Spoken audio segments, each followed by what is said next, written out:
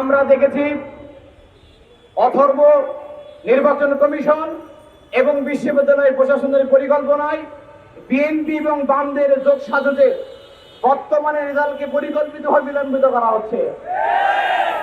আমরা দেখেছি, আপনারা জেনে থাকবেন, জাহাঙ্গীরনগর বিশ্ববিদ্যালয়ে যে অব্যবস্থাপনাগুলো চলছে, এত লম্বা তালিকা আমরা প্রকাশ করে শেষ করতে পারবো না।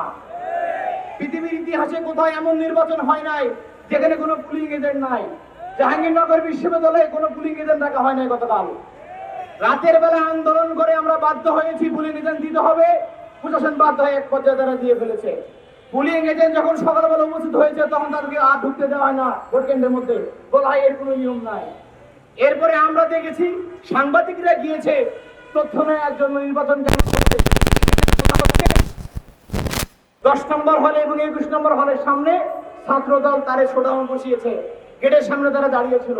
এবং শুধু তাই না, জাহানারা হলের মধ্যে গিয়ে তারা একজন গার্ডকে পিটিয়ে চলে এসেছে। যখন আমরা এসব কথা বলেছি তখন তারা বলা শুরু করেছে এই নির্বাচনী মেশিন নাকি জামাত থেকে নিয়ে আসা হয়েছে, এই মেশিন নাকি শিবির থেকে নিয়ে আসা হয়েছে। তাদের দলকানা ভিত্তিকে যখন তারা দায় দিতে পারে না, নির্বাচন কমিশনকে যখন দায় দিতে পারে না, তখন দায় দেয় জড়বস্তু মেশিনের উপর, সে মেশিন নাকি সমস্যা। এই প্রশ্ন এবং লজ্জার কাজ আপনারা বন্ধ করেন।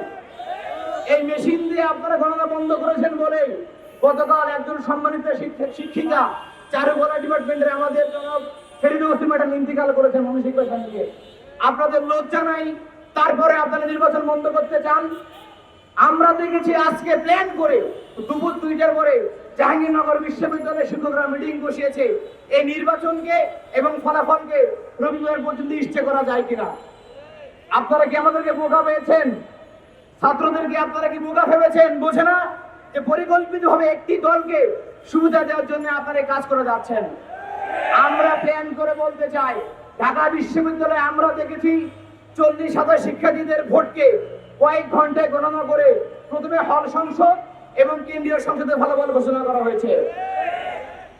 ঢাকা বিশ্ববিদ্যালয় যদি 40,000 শিক্ষার্থীর ভোট গণনা করে 8 থেকে 9 ঘন্টা ফল প্রকাশ করতে পারে, তাহলে আপনারা কেন মাত্র 12,000 শিক্ষার্থীর ভোট প্রকাশ করতে 24 ঘন্টা সময় নিয়েছেন?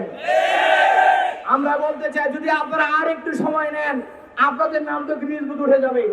পৃথিবীতে এরকম ছোট নির্বাচনে কখনো এরকম সময় নেওয়া হয় নাই। ঢাকা বিশ্ববিদ্যালয়ে ছাত্র দলের সন্ত্রাসী সভাপতি গণেশচন্দ্র রায় টেবিল থাপড়ায় তিনি নির্বাচনকে বন্ধ করার চেষ্টা করেছিলেন। বিএনপির হাইকমান্ডরা ক্যাম্পাসে এসে সন্ত্রাসী কর্মকাণ্ডের মাধ্যমে নির্বাচনকে বন্ধন করার চেষ্টা করেছিলেন। নানাবিধ মিথ্যাকাণ্ড এবং ষড়যন্ত্রের তারা পাহাড় তৈরি করেছিল। কিন্তু আমরা দেখেছি ঢাকা বিশ্ববিদ্যালয়ের প্রশাসন অত্যন্ত স্মার্টলি এবং যেহেতু সেই সকল ষড়যন্ত্র ভণ্ডুল করে দিয়ে তারা ফলাফল প্রকাশ করে দিয়েছিল। তাহলে আপনারা কেন সামান্য পরিমাণে চুনাপুটি একটা বাম সংগঠন এবং কর্মীহীন একটা দল ছাত্র দলের কাছে আপনারা ভয় পেয়ে ফলাফল প্রকাশ করছেন না? সংগ্রামী উপস্থিতি, আমরা বলতে চাই, আপনাদেরকে আমরা অনেক সময় দিয়েছি, শিক্ষার্থীরা আপনাদেরকে সময় দিয়েছে। যদি আপনার কাছে শিক্ষার্থী ক্যাম্পাস এবং সূর্যের দল বড় হয়ে থাকে, তাহলে আমি অনুরোধ করব আপনারা শিক্ষকদের পদ থেকে সরে গিয়ে রাজনৈতিক দলের খাতায় নাম লেখান, রাজনৈতিক নেতা হয়ে যান। আপনার জন্য জায়গা এটাই। শিক্ষকের মতো মহৎ পেশা এবং ভিসির মতো গুরুত্বপূর্ণ চেয়ার আপনার জন্য নয়। আপনাদের মতো প্রশাসনের কারণে জাহাঙ্গীরনগর বিশ্ববিদ্যালয় আজকে কলঙ্কিত হয়েছে। জাহাঙ্গীরনগর বিশ্ববিদ্যালয় প্রশাসন আজকে ছাত্রদের বিস্ফোরণে পরিণত হয়েছে। সংগ্রামী উপস্থিতি, আমরা স্পষ্ট করে বলে দিতে চাই, সম্মানিত শিক্ষার্থী বন্ধুগণ, আপনারা মাঠে নেমে যান জাহাঙ্গীরনগর বিশ্ববিদ্যালয়ে।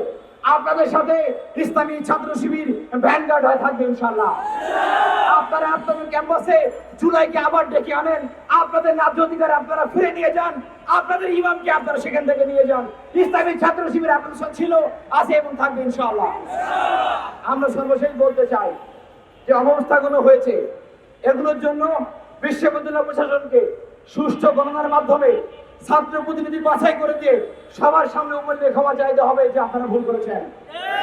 এবং যারা দায়িত্বে ছিলেন সসম্মানে আপনারা আগামী দিনে পদত্যাগ করে এই বিশ্ববিদ্যালয়কে সুন্দরভাবে চলার আপনারা সুযোগ করে দিবেন, এই প্রত্যাশা আমরা রাখছি।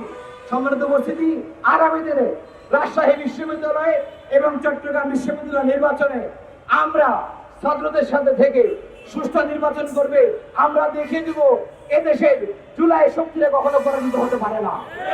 আমরা দেখিয়ে দিব কারণে লন্ডনের প্রেসক্রিপশনে চলে কারো কথা ছাত্ররা কখনো চলেনি এবং চলবে না ইনশাআল্লাহ। আগামী দিনে দেশ ইসলাম রক্ষার আন্দোলনে সবাইকে অংশগ্রহণ করার উদাত্ত আহ্বান জানিয়ে আমার বক্তব্য শেষ করছি। আসসালামু আলাইকুম রহমতুল্লাহ।